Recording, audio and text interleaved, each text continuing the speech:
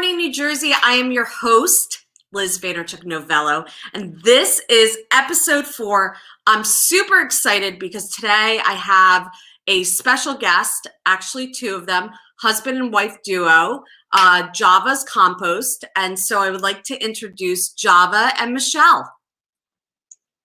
Hey, guys. Hi. Hey, Liz. Good morning. Good to see you. Me too. So we connected, I think, a few months back, maybe even a year ago, Michelle, on Instagram. Yes. And I don't know anything about composting. And I think you reached out saying, hey, do you think your dad would like this? And I was like, you know what? My dad probably would like this.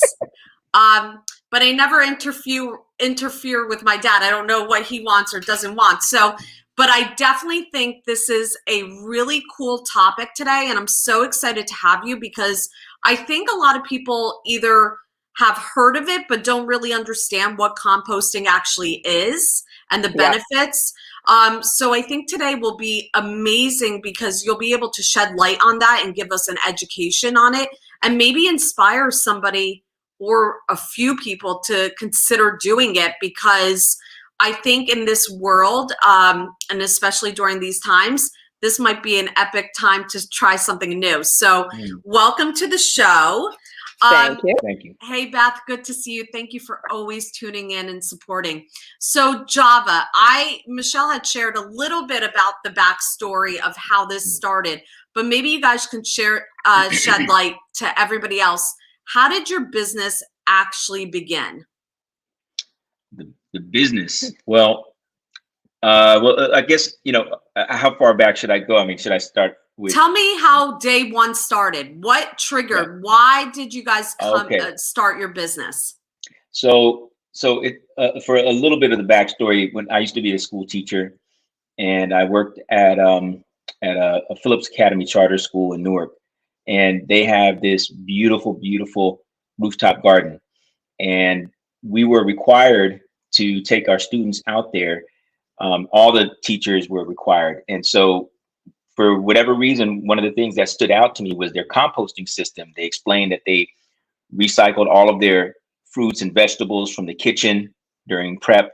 And that they, after all that stuff went through the process and became finished compost, they used it to grow food again in the garden. And that really blew my mind. It was, pretty miraculous. And so I just found myself creating, looking for opportunities to get out there and learn more about it.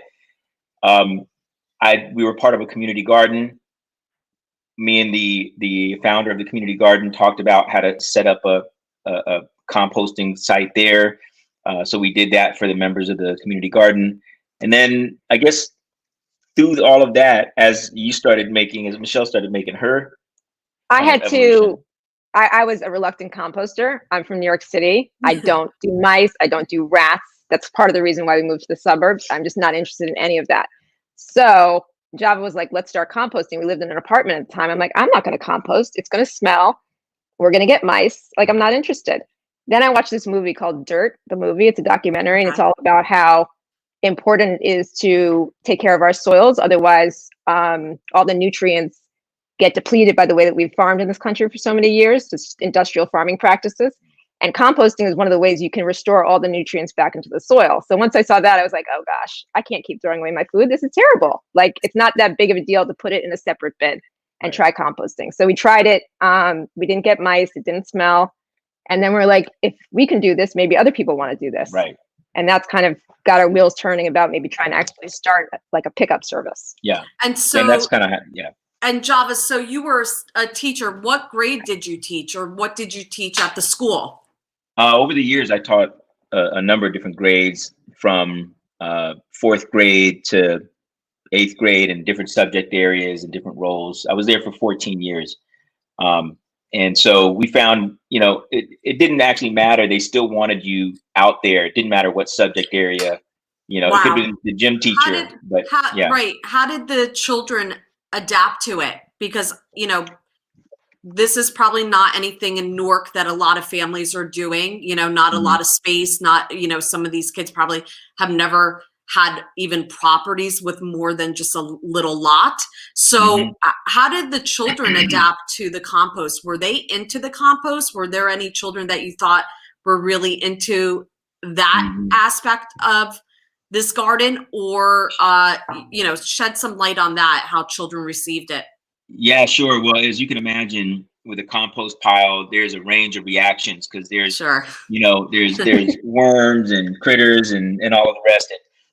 And there were times where we didn't manage it as well as we needed to. It was a learning process.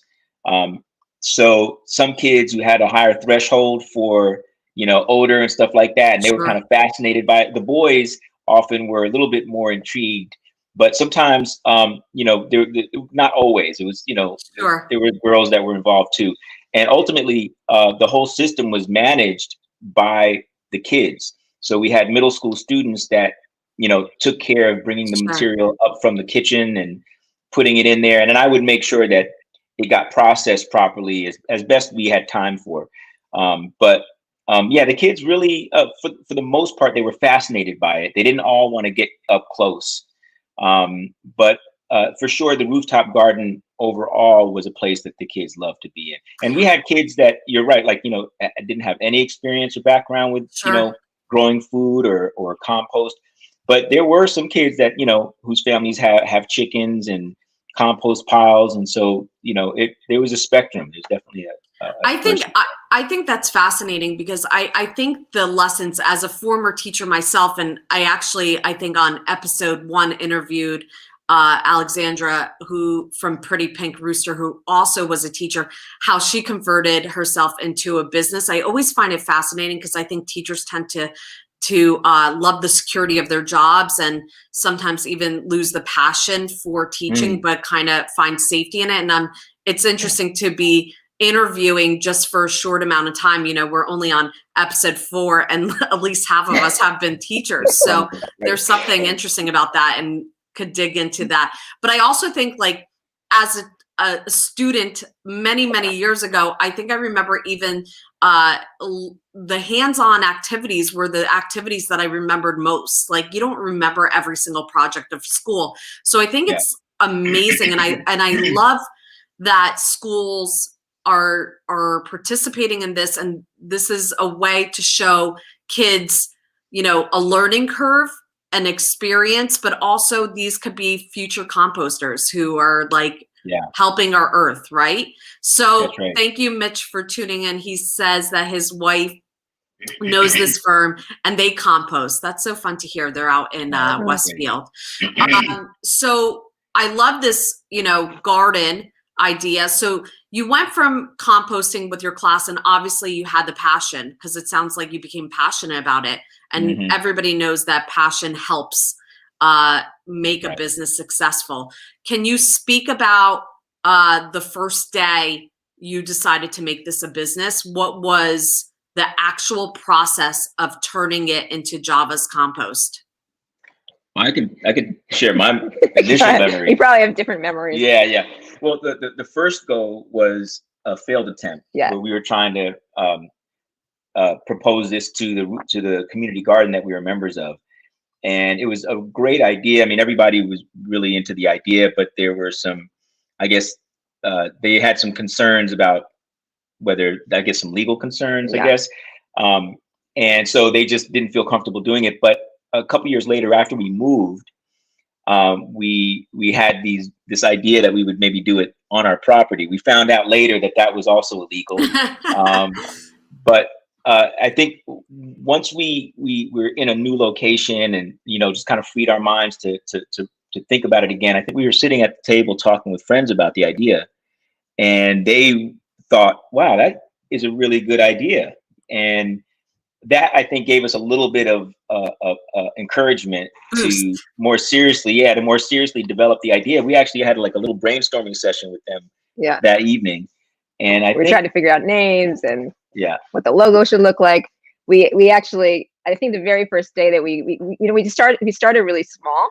So we started with a pilot of like 40 people. So we went out on the street. That doesn't even sound small to me. 40 people? I think that's actually, I mean, I don't know. That sounds like a lot. So how did you pick the 40 people? Did they choose to be part of this process, or did you force some of your friends and family to do it? Well, we had like I would say probably like 10 to 15 people were people that we knew personally. And we had just like floated the idea with them. And they're like, sure, when you start, we'll try it, you know? Great. And then the first event that we did was like an eco fair in Maplewood. It was part of a larger event. And we stood there with a table outside on the street with our little display. And we were basically just trying to get the rest of the people to sign up. So we were trying to get 40 total to sign up.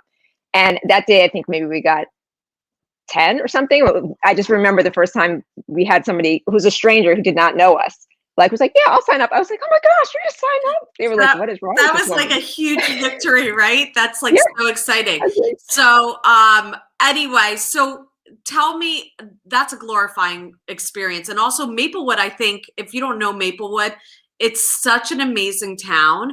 I could so see it being, the heart of a lot of homes. And in fact, I think we had a good laugh, Michelle, because I was showing properties this summer and I actually saw one of your barrels on the front, and I took a picture.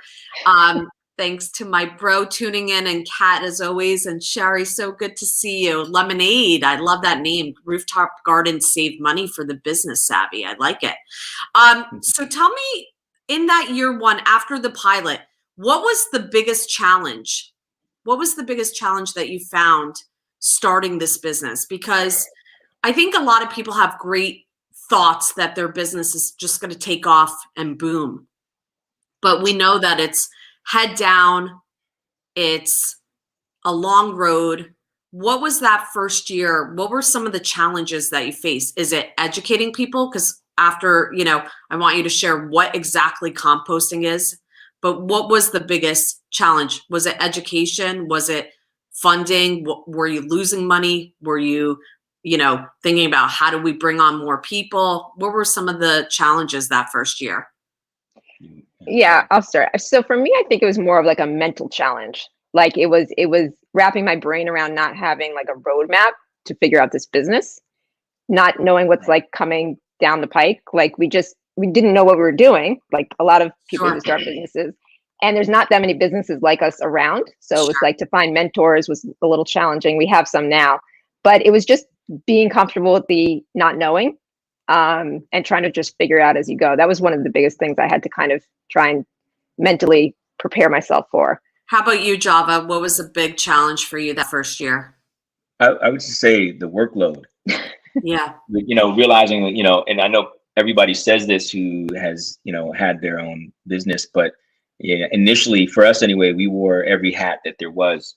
And so it was, sun up to sun down sometimes, and initially I was also working another job. And so, when you're washing, 100 buckets and, prepping the routes and also finishing your other job and dealing with customers. Yeah, all these different things. Was there ever a time that you thought about quitting? No, not for me. No. I mean, there were definitely times I realized, like, let's say, so because we were so busy, it was easy to neglect other things. So, for example, the house would just be I feel you. I mean, my kids are barely in school. I love a clean house, but it's been really challenging. So I feel you. You're not eating as well. You're not, your kids are a little bit off schedule, and you're parents with 3 kids. Later bedtimes, like things started sliding. So I feel you because I'm in my building years as well. So why do people compost? Why do people compost? Why do people compost? Yeah. What do you find is like a person that says, I want to compost, and they find you? Like, what is that usual first conversation of them calling you or finding you on Facebook or wherever, right? Because you started at the fairs, and now I'm assuming you're found through Google or Facebook, right? Yeah. Why do they call? When they call you, what is the first thing they say? Like, I want to compost because. Usually it's 2 things. One is it's a lot of parents, particularly moms, feeling guilty about throwing away food. Some of them have young kids. They try things. They don't like them. It's just they see all the waste that gets produced on a daily basis, and it makes them feel that. Yeah. I feel that a lot, especially coming from Russian immigrants. I think we spoke about this, like never did I understand what a luxury it was until like COVID hit and things felt like they were scarce. And all of a sudden I had like such a deep appreciation for the strawberries I found, you know what I mean? Right. So, okay. So that's one. That's one reason. And then the other main thing is an environmental reason. So, food right now in New Jersey, it either goes to a landfill where it rots and creates methane, which is a greenhouse gas, very, bad for our environment, or it goes to an incinerator in Newark where it gets burned with other materials. Also not a great way to deal with food waste. So that's kind of one of our main missions, is to get people to understand food waste has value to it. It's a resource. It's not trash. It really shouldn't be considered trash. Because when it's recycled, we brought a little sample, turns into this. So this was our steak and our chicken and our So tell me what things can be composted. So first of all, let's say I want to compost. What's the very first thing I do when I call you guys? Let's say I'm a family of 4, or even if somebody only is a single person wanting to compost, can they compost? And what's the whole story behind that? How do you begin? So usually people just go right to our website. So it's all automated. So when you go to our website, you'll have 2 choices. You can choose either every other week pickup or weekly pickup. And if you're a family of 4, you're probably going to do the weekly pickup. Probably. Yeah. So you sign up, you get a designated day, you get a starter kit, which is a bucket. Do you want me to show you an example? Yes. Show me the bucket. Show you the bucket. Show us the bucket. You saw the bucket. This is the bucket. It's 5 gallons. It has this way. Yep, it has a lid. Yep. And so that's what you get, and you get a compostable liner with it, which is this. So it keeps like the whole process very neat and tidy. And you also get a little chart that has what you can and can't compost. Okay, read me the chart, because I don't know what you can and cannot compost. I think one time you wrote me on Instagram, I think we had shells, right? Like, you can read it to me. I think I had shells, like I must have had clams or mussels. Yes. And you wrote me, you can compost that. I'm like, really? So what are things that you can compost? You can put that down. I'm not going to make you hold it, so you can share with us. We know this, but yeah. So it's literally any food. A lot of people think you can't compost meat or dairy, cheese, fat, oil. You can. Really? You don't want to do those things if you're doing a backyard pile or an open pile where animals can get to it. But with our pickup service, we take everything. So it's all fruits and vegetables. It's all grains. We can take processed food, snack foods, potato chips, all that stuff, any type of dessert. So literally you don't have to throw almost every food. Almost every food. No, all food. All food. All food that's can in be your composted. cupboard, anything that would be on a plate, anything that would be cooked in a pot, or anything that you would is ultimately gonna bones, be, like steak bones, chicken bones, those all go in your green bucket. Yeah. Now, if you're doing this in your backyard, you wouldn't necessarily do all those materials for the reasons why I said. And that's a part of our service also, is we teach people how to compost in their backyard, so that they can, if they want a lot of the finished compost, then they would want to do backyard composting. If they just want an easy, simple way to compost without doing it in their backyard and spending a lot of time, the pickup service is good for them. Because at the end of every spring, we do give you back some finished compost, so you can use it for whatever purposes. And I'm sure that compost is like legit. That's probably growing your plants and vegetables really well. And so Cosbo's Market said, I didn't know you can compost bones. And I think she said that you guys are located, I'm looking compost, at the general store. Yeah. We have a little display at the general store there. We do a lot of work with them. Where is that? In Maplewood? In Maplewood, yep, on Springfield Avenue. What are some big places that use you? What businesses? Want to give some shout outs to the businesses that are using you guys? Yeah, we love shout outs to our businesses. So HLS Juice Bar and Grill in Maplewood.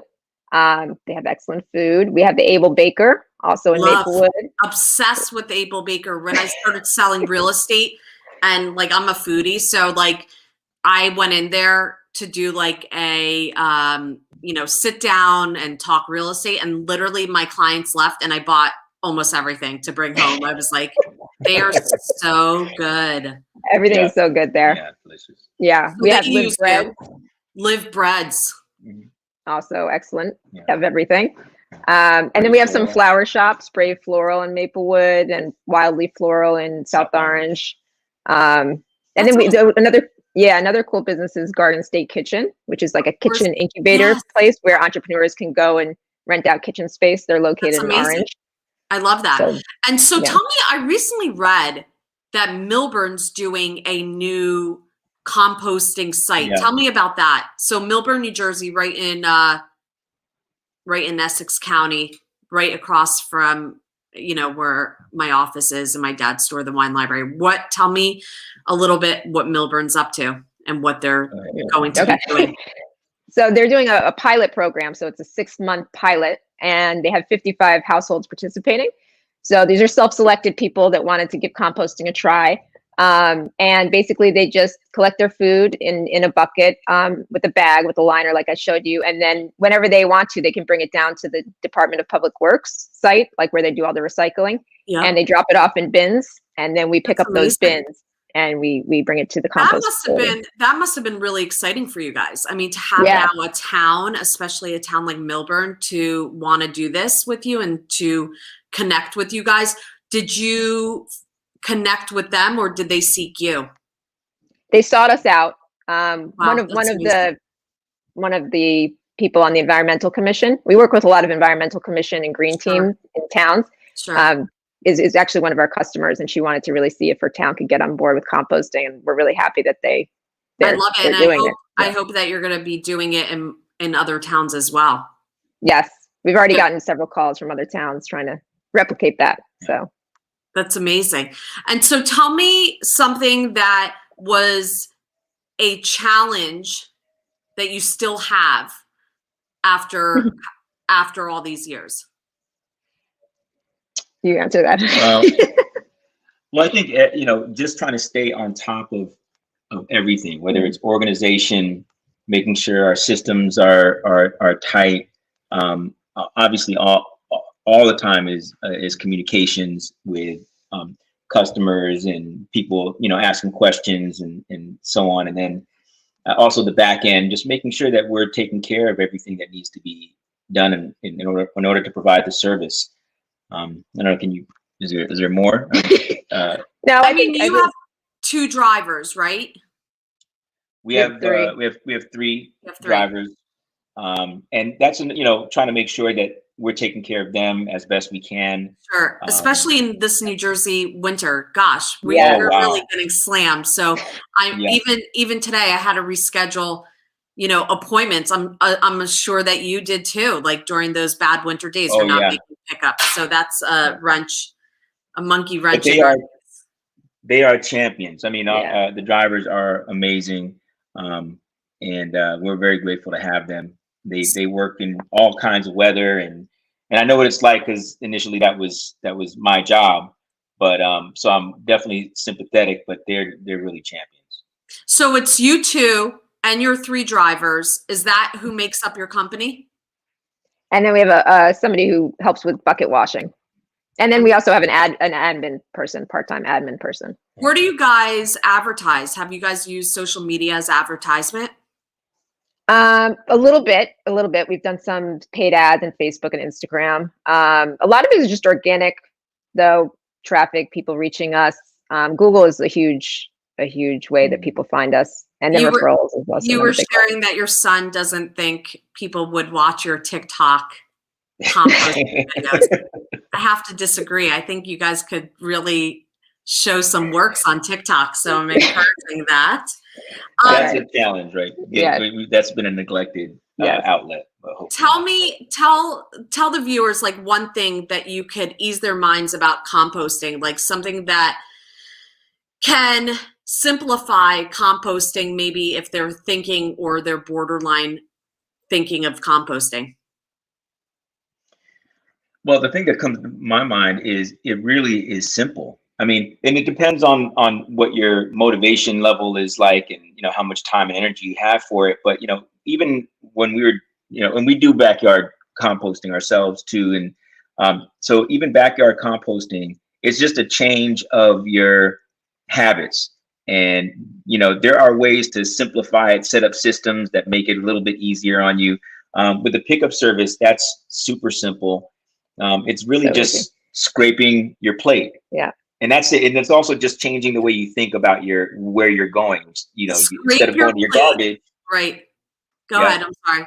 Yeah. Instead of going to your garbage, you have your green bucket and you just scrape everything off your dinner plate. And there's anything that you're not going to save for another day. And once you get into that habit, I think most people find that it's a pretty simple, Yeah. one step, process. We have a lot of Scrape- people who say, go ahead. Go ahead. No, we have a lot of people who say like, wow, I didn't realize I was going to enjoy this so much. Like now that I'm doing it, I feel like I could never stop doing it because I know like how easy it is. And it just makes me feel good. Like that's, see, the dog.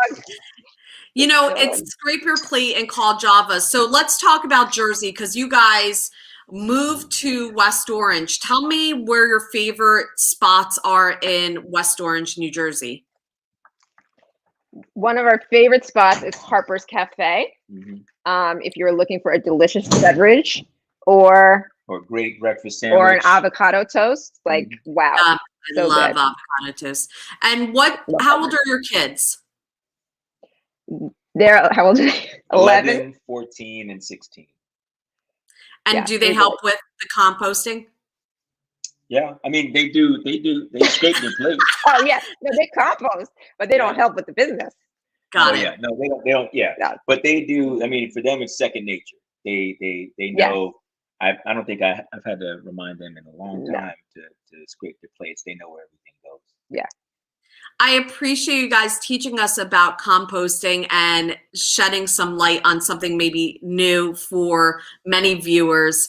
Thank you so much for joining me. And they can find you at Java's Compost on Instagram and also on your website. And I think Dustin will put that up. Anyway, thank you again. Thank you for joining me on this lovely Saturday morning. Finally, some sun here in New Jersey, and I hope you're all well. Take care. Thanks for having us, Liz. Bye, guys. Bye.